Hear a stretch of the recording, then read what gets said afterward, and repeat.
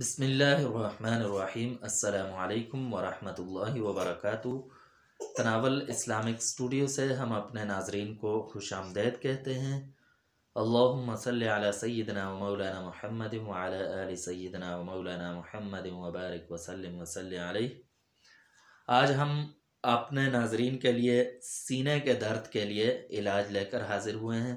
اگر سینے میں کوئی تکلیف محسوس کریں، درد محسوس کریں تو کیا عمل ہو کہ جس کے ذریعے سے شفا ہو اور جلد شفا ہو؟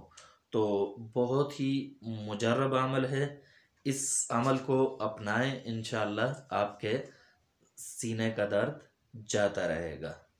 تو عمل یہ ہے کہ آب زمزم لیں اور اس پر 41 مرتبہ یہ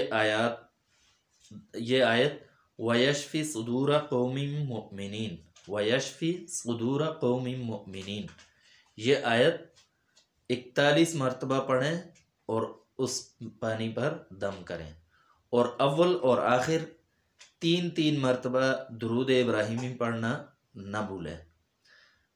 اول اور آخر درود شریف پڑھیں، پھر 41 مرتبہ وَيَشْفِ صُدُورَ قَوْمٍ مُؤْمِنِينَ یہ پڑھیں، اور آخر میں پھر درود شریف پڑھیں 3 مرتبہ، اور اس پانی پر دم کر لیں اور اس پانی کو پئیں۔ انشاءاللہ بر وقت سینے کا درد ختم ہو جائے گا۔ وما علینا الا